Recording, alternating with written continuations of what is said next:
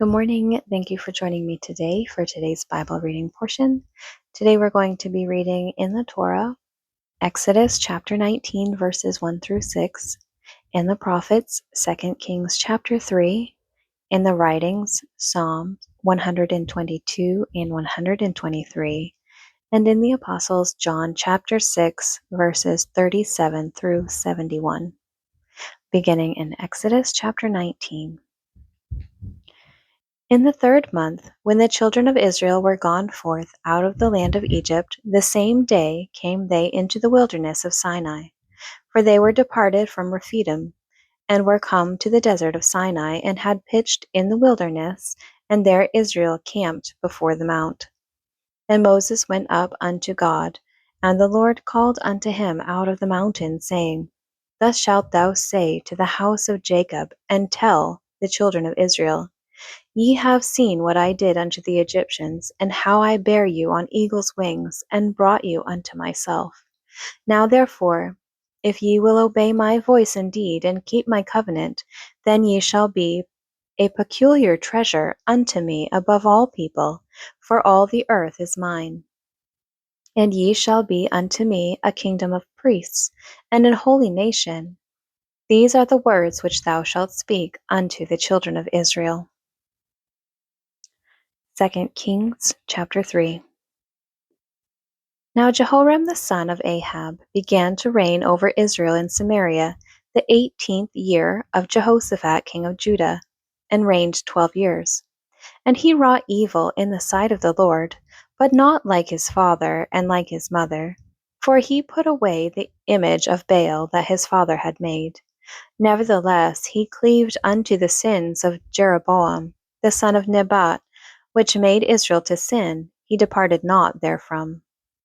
And Mesha, king of Moab, was a sheep master, and rendered unto the king of Israel 100,000 lambs, and 100,000 rams with the wool. But it came to pass when Ahab was dead, that the king of Moab rebelled against the king of Israel. And King Jehoram went out of Samaria the same time, and numbered all Israel. And he went and sent to Jehoshaphat the king of Judah, saying, The king of Moab hath rebelled against me. Wilt thou go with me against Moab to battle? And he said, I will go up. I am as thou art, my people as thy people, and my horses as thy horses. And he said, Which way shall we go up? And he answered, The way through the wilderness of Edom.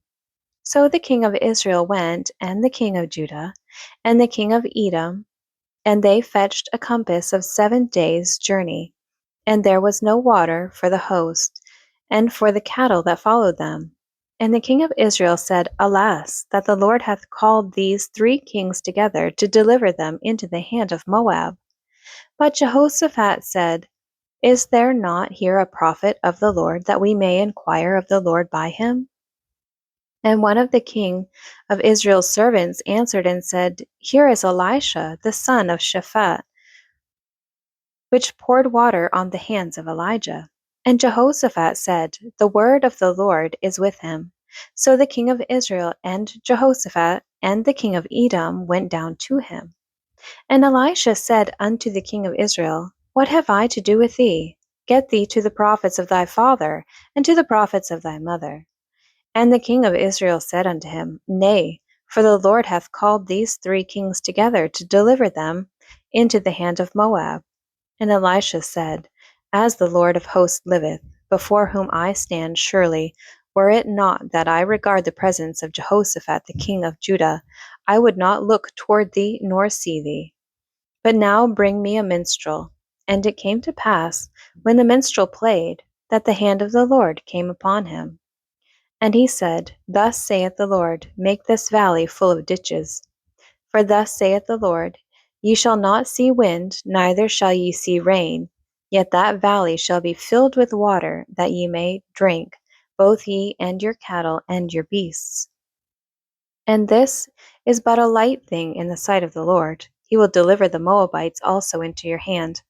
And ye shall smite every fenced city, and every choice city, and shall fell every good tree, and stop all wells of water, and mar every good piece of land with stones. And it came to pass in the morning, when the meat offering was offered, that behold, there came water by the way of Edom, and the country was filled with water. And when all the Moabites heard that the kings were come up to fight against them, they gathered all that were able to put on armor, and upward, and stood in the border. And they rose up early in the morning, and the sun shone upon the water, and the Moabites saw the water on the other side as red as blood. And they said, This is blood. The kings are surely slain, and they have smitten one another. Now therefore, Moab, to the spoil. And when they came to the camp of water, the Israelites rose up and smote the Moabites, so that they fled before them. But they went forward, smiting the Moabites, even in their country. And they beat down the cities, and on every good piece of land cast every man his stone, and filled it. And they stopped all the wells of water, and felled all the good trees. Only in Kir Hareseth left they the stones thereof. Howbeit the slingers went about it, and smote it. And when the king of Moab saw that the battle was too sore for him, he took with him 700 men that drew swords, to break through even unto the king of Edom, but they could not. Then he took his eldest son, that should have reigned in his stead, and offered him for a burnt offering upon the wall. And there was great indignation against Israel, and they departed from him, and returned to their own land. Psalms 122 and 123. I was glad when they said unto me, Let us go into the house of the Lord. Our feet shall stand within thy gates, O Jerusalem. Jerusalem is builded as a city that is compact together.